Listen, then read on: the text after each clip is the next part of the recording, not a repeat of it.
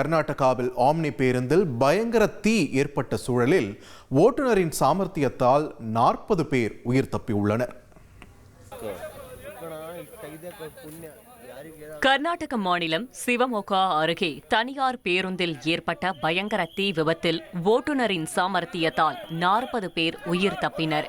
சிவமொகா மாவட்டம் ஹோசநகர பகுதியில் இருந்து பெங்களூரு நோக்கி சென்ற அந்த பேருந்து ரிப்பன்பேட்டை பகுதியில் வந்தபோது திடீரென தீப்பற்றி எரிய தொடங்கியது. இதையறிந்த ஓட்டுநர் உடனடியாக பேருந்தை நிறுத்தி பயணிகளை எச்சரித்தார். இதனால் பயணிகள் அனைவரும் அலறியடித்துக் கொண்டு வெளியேறினர். இந்த சம்பவத்தில் அதிர்ஷ்டவசமாக உயிரிழப்பு எதுவும் இல்லை என்றாலும் 10க்கும் மேற்பட்டோர் லேசான காயம் அடைந்துள்ளனர். தீ விபத்தில் பேருந்து முழுவதும் எரிந்து சேதமானது.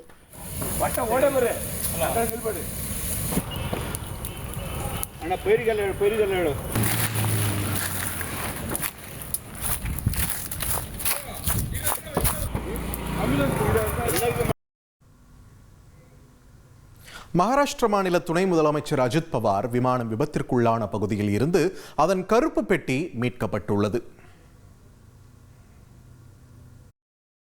மகாராஷ்டிர மாநிலம் பாராமதியில் விபத்திற்குள்ளான விமானத்தின் கருப்பு பெட்டி மீட்கப்பட்டுள்ளது. இந்த விபத்தில் மகாராஷ்டிர துணை முதல்வர் அஜித் பவார் உட்பட விமானத்தில் பயணம் செய்த 5 பேர் உயிரிழந்தனர். இந்நிலையில் இது தொடர்பாக முழுமையான வெளிப்படையான விசாரணை நடைபெற்று வருவதாக விமான போக்குவரத்து அமைச்சகம் தெரிவித்துள்ளது. சம்பவ இடத்தில் சிவில் விமான போக்குவரத்து இயக்குநரகம் மற்றும் விமான விபத்து விசாரணை பணியக அதிகாரிகள் தொடர்ந்து விசாரணை நடத்தினர். குறிப்பிட்ட காலக்கெடுவுக்குள் விசாரணை முடிக்கப்படும் என்று விமான போக்குவரத்து அமைச்சகம் தெரிவித்துள்ளது. மகாராஷ்டிரா துணை முதலமைச்சர் அஜித் பவாரின் விமானம் விபத்திற்குள்ளான பகுதியில் NDRF குழுவினர் தொடர்ந்து மீட்பு பணியில் ஈடுபட்டுள்ளனர்.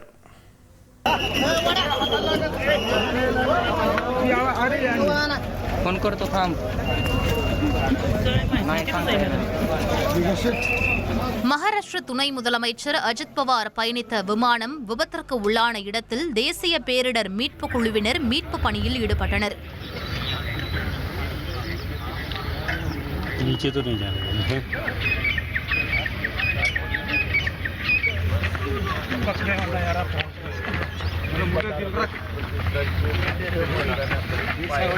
மோசமான வானிலை காரணமாக ஓடுபாதை தெரியாததால் விமானம் சமநிலை இழந்து 100 அடி உயரத்திலிருந்து தரையில் வேகமாக மோதி வெடித்து தீப்பிடித்தது. இந்த கோர விபத்தில் அஜித் பவார் 2 விமானிகள் உட்பட 5 பேர் உயிரிழந்தது குறிப்பிடத்தக்கது.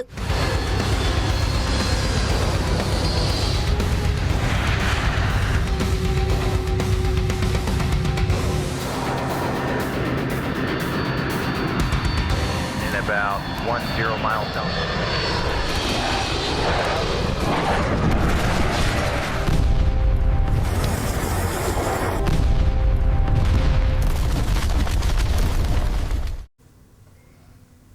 அரியலூரில் ரயில் ஏறும்போது தவறிய பெண்ணை நொடி பொழுதில் ரயில்வே காவலர் காப்பாற்றிய சம்பவம் நிகழ்ச்சியை ஏற்படுத்தியது. அரியலூர் ரயில் நிலையத்தில் ஓடும் ரயிலில் ஏற முயன்ற பெண் பயணி தடுமாறி கீழே விழுந்த நிலையில் பாதுகாப்பு பணியில் இருந்த ரயில்வே பாதுகாப்பு படை தலைமை காவலர் அந்த பெண்ணை தாங்கி ரயிலுக்குள் ஏற்றி உயிரை காப்பாற்றினார்.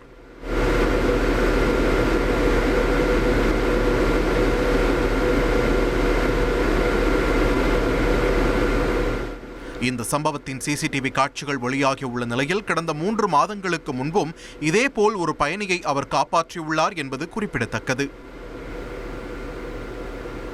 சேலம் மாவட்டம் ஆத்தூரில் நடந்து சென்ற ஆசிரியையிடம் இருவர் தங்கச் செயினை பறித்துச் சென்ற சம்பவம் பரபரப்பை ஏற்படுத்தியது.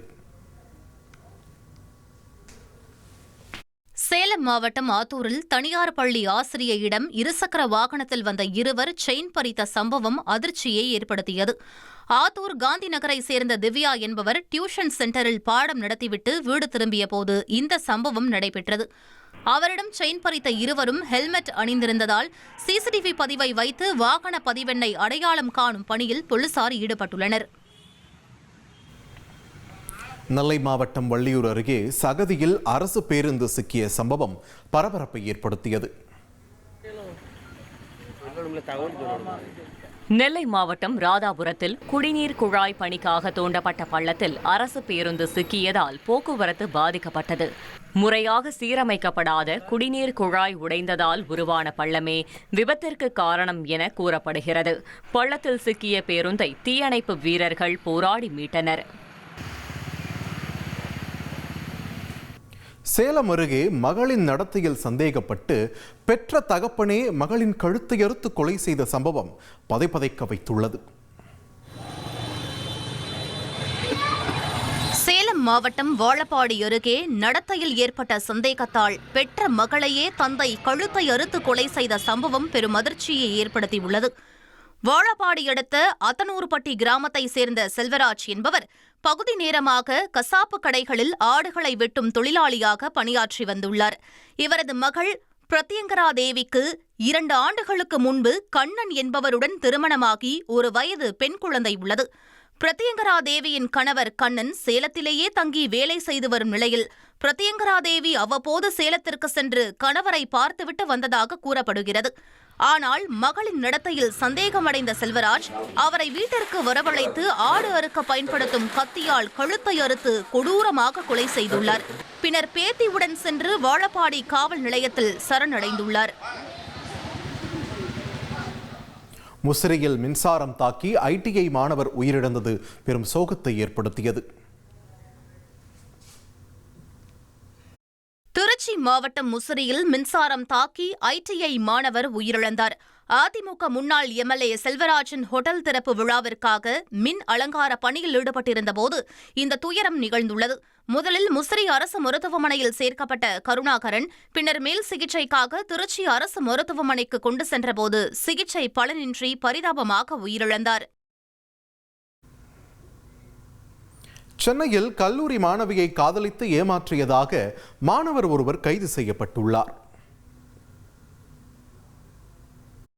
சென்னை தாம்பரத்தில் கல்லூரி மாணவியை காதலித்து ஊர் சுற்றிவிட்டு திருமணத்திற்கு மறுத்ததாக மாணவர் கைது செய்யப்பட்டார்.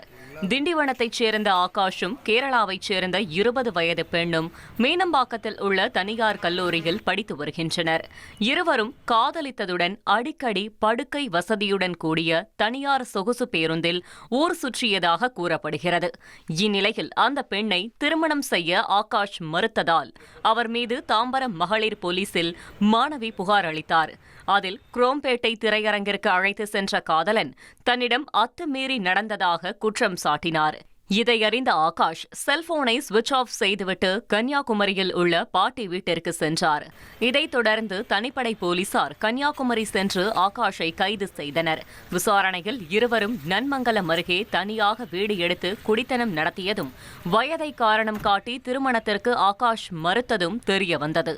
அவரை போலீசார் தாம்பரம் நீதிபதி முன் ஆஜர்படுத்தி சிறையில் அடைத்தனர். சென்னையில் சமூக வலைதளத்தில் கெட்ட வார்த்தையில் கமெண்ட் செய்த ஹோட்டல் ஊழியரை குறும்பட பெண் இயக்குனர் சரமாரியாக தாக்கிய சம்பவம் பரபரப்பை ஏற்படுத்தியது. சென்னை அசோக் நகரில் தன்னிடம் சமூக வலைதளத்தில் கெட்ட வார்த்தையில் கமெண்ட் செய்த இளைஞரை பெண் இயக்குனர் சரமாரியாக தாக்கிய சம்பவம் பரபரப்பை ஏற்படுத்தியது.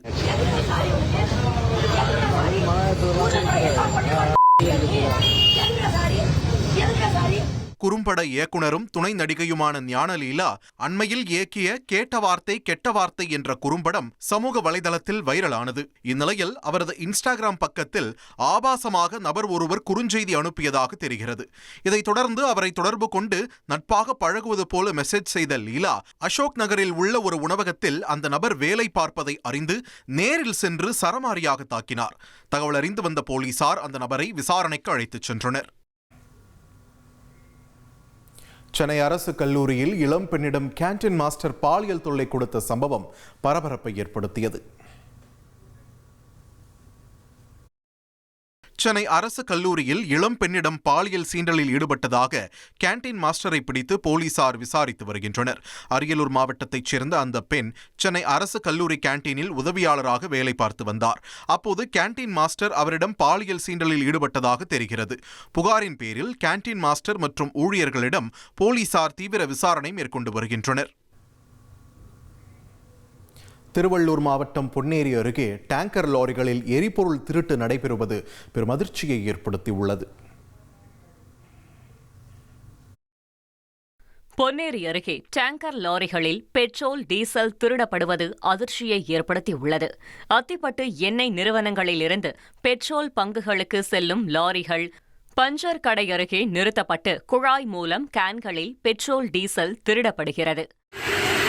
எப்படி எடுக்கிறீங்க? இதில் எப்படி எடுக்கிறீங்க? பைப்பில் இவர் வந்து இதில் டீசல் பிடிக்கிறாரு. எடுத்த சொல்லி என் ஃபோனை உடைக்க வராரு இந்த டிரைவரு.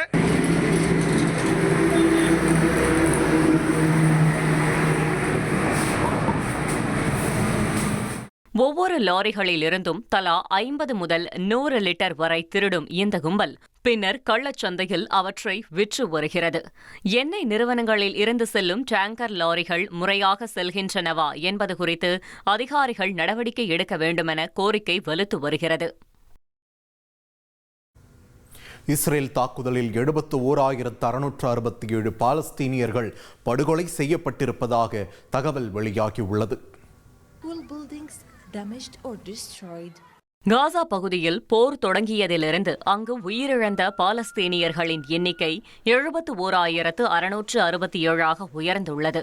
காயமடைந்தோர் எண்ணிக்கை 1,71,434 அதிகரித்துள்ளது. 24 மணி நேரத்தில் மருத்துவமனைக்கு 5 உடல்கள் கொண்டுவரப்பட்டுள்ளன. 2025 அக்டோபர் 11 அன்று அமலுக்கு வந்த போர் நிறுத்த ஒப்பந்தத்திற்கு பின்னரும் இஸ்ரேல் தாக்குதல்களில் 492 பேர் உயிரிழந்துள்ளதுடன் 1356 பேர் காயமடைந்துள்ளதாக தெரிவிக்கப்பட்டுள்ளது.